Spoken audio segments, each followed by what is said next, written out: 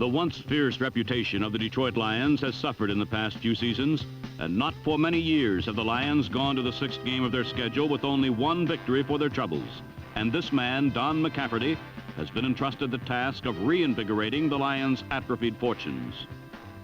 After more than 14 years in Baltimore, and having led the Colts to a triumph in Super Bowl V, McCafferty now faced his old team, the Colts, hoping his new team, the Lions, could rebound from a shocking 20-13 defeat by the New Orleans Saints the previous week. But the Colts, too, had fallen on hard times since McCafferty's departure, and even the legend himself, John Unitas, was now departed, replaced by a raw rookie, number 7, Burt Jones. But Jones had led the Colts to a 1-4 record, and on this afternoon, he too would be replaced by number 14, Marty Domris, an Ivy Leaguer with 5 years pro experience, who would attempt to add maturity and continuity to the Colts' sputtering attack.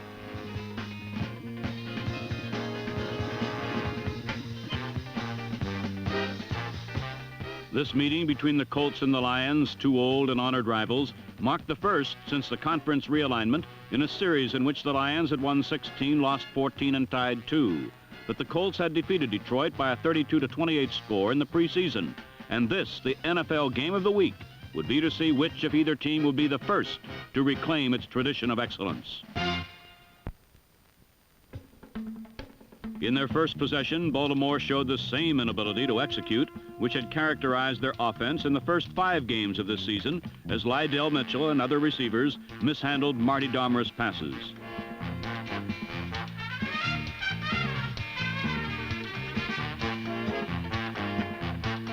But the Colts defense looked something like the hermetically sealed Baltimore defense of old when Mike Barnes hit Greg Landry's arm, causing a wounded duck, which just barely avoided the outstretched hands of linebacker Ted Hendricks.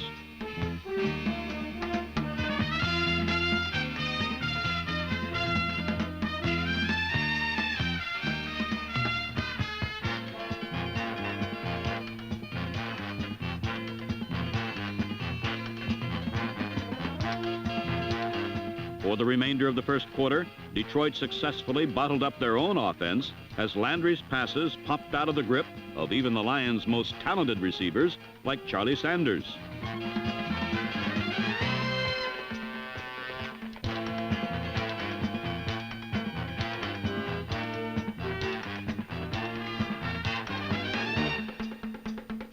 Midway through the period, Domris returned the Baltimore Colts offense to basics, and he began to find slow but sure success on the ground. Using number 23, Don McCauley, to tough out short yardage inside to test the Lions' front four, and sending number 26, Liddell Mitchell, outside, attacking a banged-up core of Detroit linebackers, suffering without the services of Mike Lucci, the Colts advanced steadily up the field. With Detroit puckered up to rebuff the run, Domris then isolated Liddell Mitchell on linebacker Paul Newmoff in the left flat, and Baltimore had a first down at midfield.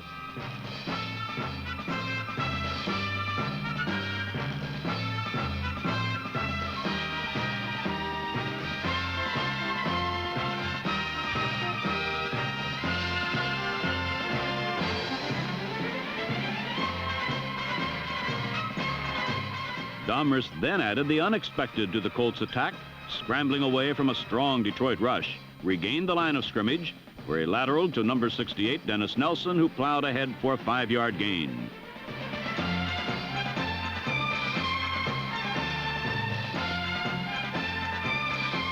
Though Nelson showed bullish straight-ahead determination, Domris returned to Liddell Mitchell on the next play, and the Colts blew open a big hole, earning Mitchell and the Colts a first down at the Detroit 39-yard line. Executing like a polished professional quarterback, Domris then stepped back and hit Glenn Doughty for a 27-yard gain. At the beginning of the second quarter, employing a quick tight end look-in to Raymond Chester, Domris sustained the drive to the Detroit 1-yard line. And having eaten up more than 7 minutes on this 88-yard drive, Domris then sneaked over and Baltimore held a 7-0 advantage.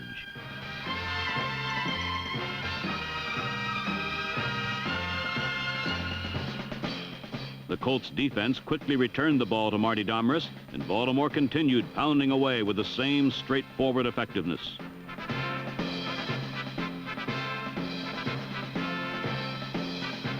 Aided by penalties, Baltimore moved into Lion country, and Marty Domrus sustained the drive when all of his receivers were covered.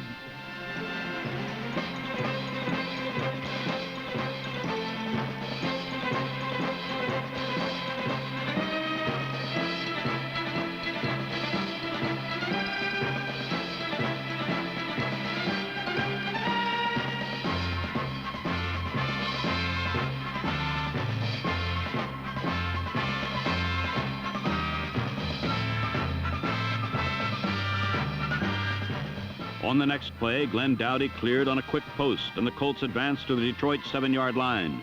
But there, the drive failed, and Baltimore had to settle for 3 points and a 10-0 advantage. Baltimore had an immediate opportunity to improve on their 10-0 lead when they recovered an accidentally squibbed kickoff.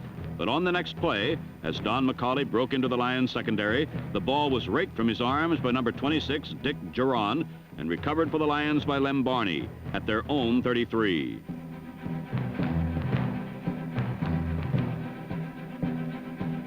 It was a key play, for at this point in the second quarter, the game's momentum seemed to roll almost with the ball from the Colts to the Lions.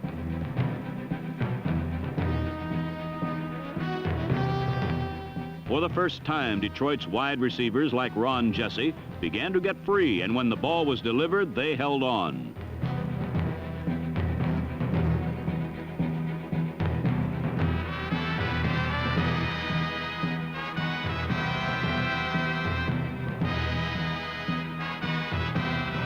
Another strike to Larry Walton pushed the line of scrimmage deep in Colts territory to the 11-yard line.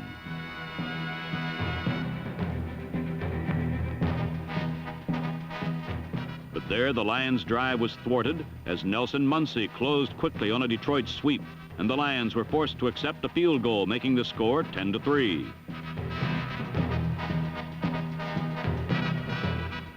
The Lions' first offensive success sparked the Detroit defense, and when all of Marty Domrus' receivers were blanketed, he was forced to wait too long in the pocket, and number 74, Larry Hand, descended upon him.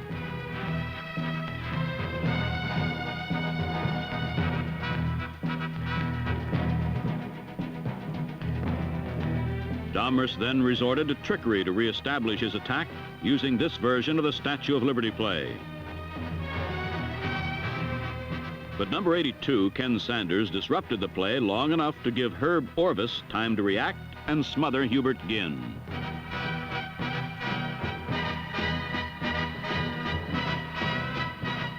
The suddenly sticky Detroit defense returned the ball to Greg Landry with less than a minute left in the first half.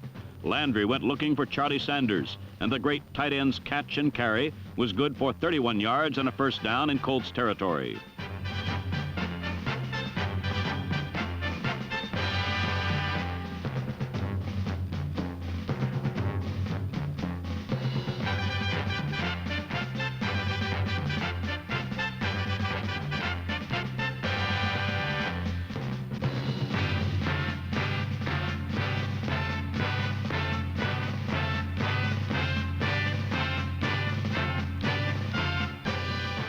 Greg Landry then dropped back to pass, but Roy Hilton's strong rush forced him to improvise, and Landry contributed a 12-yard effort, which advanced Detroit into reliable field goal range.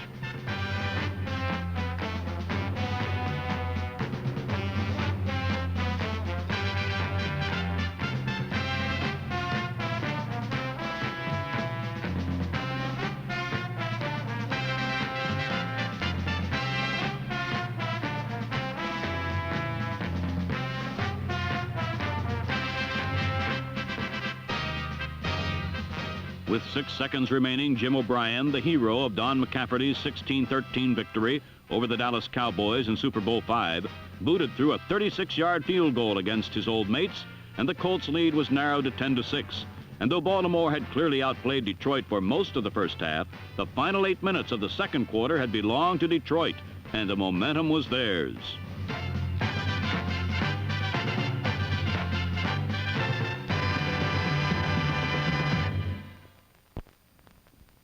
The Lions had rushed for just 43 yards in the first half. So at the start of the second half, Landry decided to put the ball in the air. But good coverage by the Colts secondary changed Landry from passer to runner.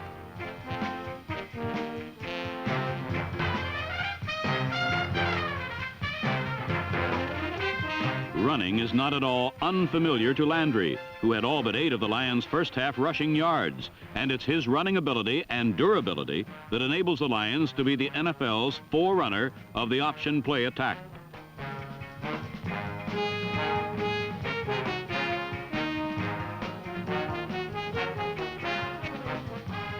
A repeat of this 29-yard gainer reveals a playbook-perfect option play. First, watch Landry's good fake to fullback Steve Owens. Then notice as Landry reads the linebacker, number 53, Stan White. White and Rick Volk have made outside moves to cover the trailing back, so Landry cuts back inside. Finally, notice that Landry waits until the last possible second before lateraling to Altie Taylor, who reaps the benefits of an overcommitted Colt defense that was in hot pursuit of Landry, not Taylor.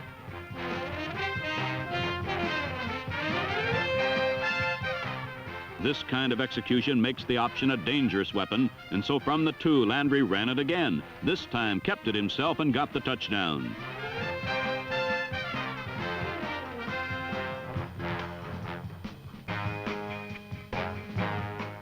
The Lions led for the first time in the game, but their first lead lasted until just 2 plays after the ensuing kickoff, when Domers hit Glenn Dowdy with a perfect pass for a 66-yard touchdown.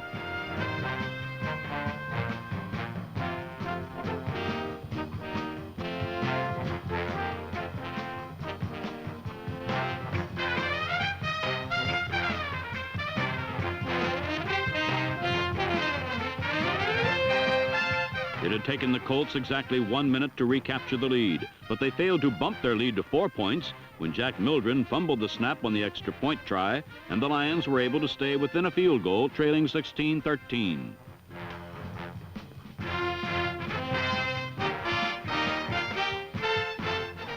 Landry and the Lions went after at least that field goal on their next drive, with Landry using wide receiver Larry Walton as his main weapon.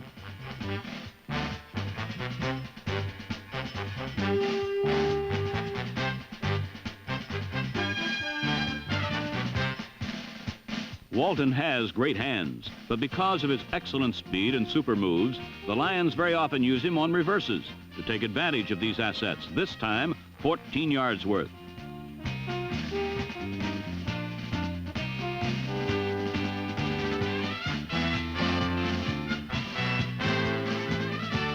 Despite Walton's heroics, the Lion drive stalled at the Colt 18. So former Baltimorean Jim O'Brien tried a 25-yard field goal to tie the game. O'Brien was filling in for the Lions' regular kicker, Errol Mann. Perhaps he was a bit rusty, or he missed this time, and the Lions lost 3 points that they would sorely miss by game's end.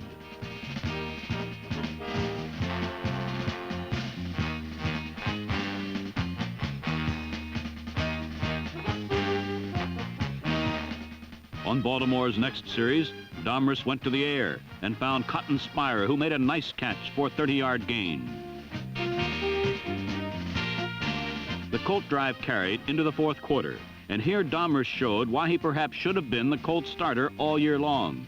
5 years in the NFL have taught him when to throw and when to hightail it.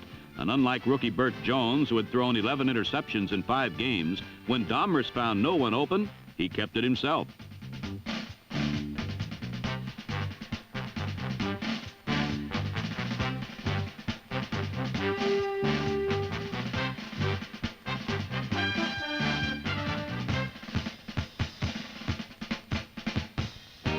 Domers carried to the Lion 14, and on the next play, Don McCauley barged through Jim Laslovic, number 52, and into the end zone. Laslovic, a rookie from Penn State, was playing for the injured Mike Lucci. On a repeat, we can see the play exactly as he saw it. Laslovic, number 52, was keying on Lydell Mitchell and moved to his right despite the flow moving to his left. Still, he made a good recovery, got back to make the tackle, only to have McCauley turn his good recovery into an embarrassing missed tackle.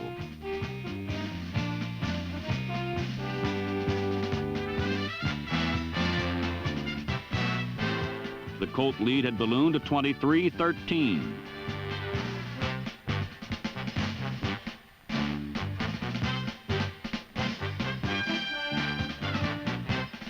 Trailing now by 10, the Lions went with their bread and butter, the option, which Landry ran for 14 yards. On a repeat, we can see why the option can turn a linebacker prematurely gray. The first move of the play is either a give or a fake to the fullback. If the quarterback sees that the linebacker, in this instance Stan White, number 53, has made his move toward the fullback as White did, the quarterback simply goes outside him while still having a further option of the pitch to the trailing back, in this case number 42, Aldi Taylor. The option can put tremendous pressure on a defense, but it has one fatal flaw. It involves a lot of ball handling. College coaches who use the play extensively feel that if they fumble only twice during a game, they have used the play as efficiently as possible. In the pros, one fumble is too many. Ted Hendricks recovered this one, but his lateral to Rex Kern and Kern's touchdown did not count, for a defensive team may only recover a fumbled lateral. They cannot advance it. A repeat of the play reveals the fatal flaw. A good option quarterback will keep the ball until he's practically down, but this often forces off-balance laterals and therefore occasional fumbles.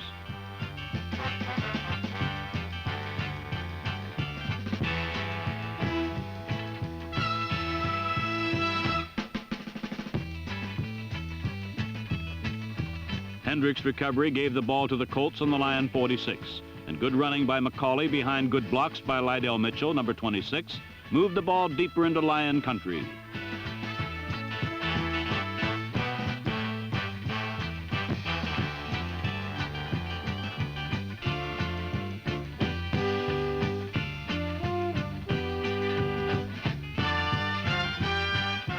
The Colt drive netted them a field goal and a 26-13 lead. And on the next kickoff, they got a break that would lead to even more points.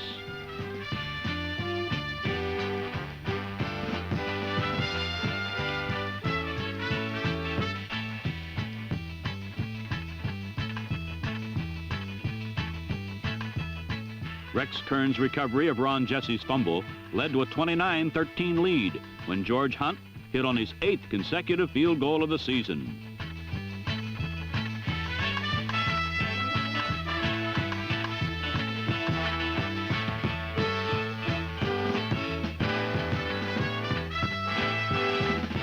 The Lions would have to strike quickly now if they were to have any hope at all, and Taylor's 60-yard return of the kickoff was the spark they needed.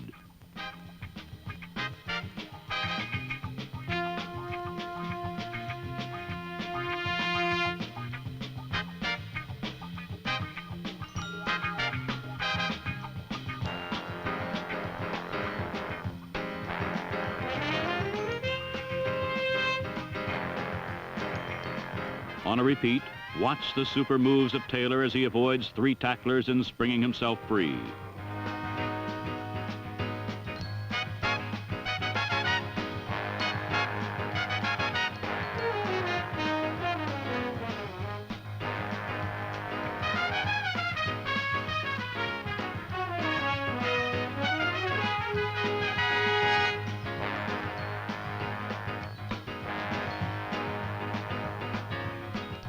It was a big play by Taylor, who has for 5 years been making similar plays, although not always getting the recognition he deserves.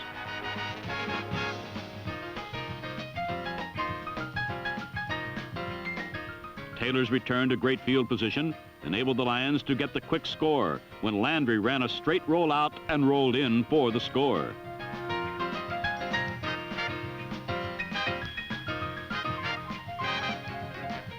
The Lions now trailed 29-20.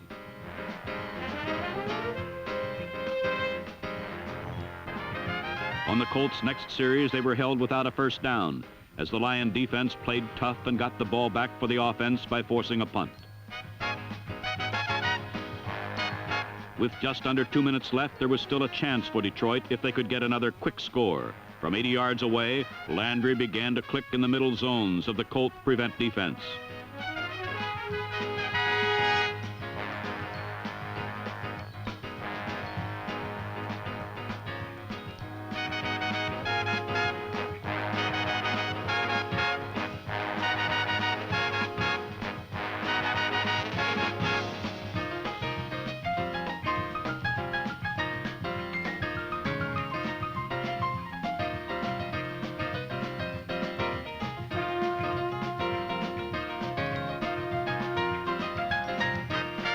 Finally, from the 5, Landry went over the middle again and found Charlie Sanders, who had broken past Rick Volk, number 21.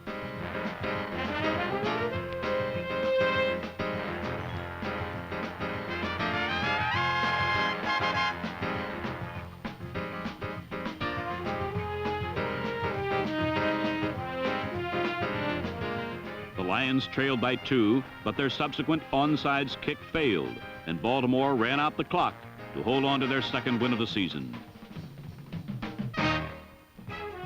The Colts-Lions game will probably have no significant effect on the title races in the NFL this season, as the two proud old dynasties have been forced to do extensive retooling.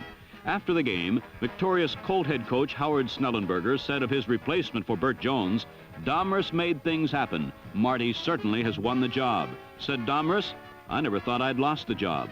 I'll never think I'm less than a starting quarterback." More young players with this type of attitude can turn the Colts or the Lions or any floundering franchise into proud teams once again.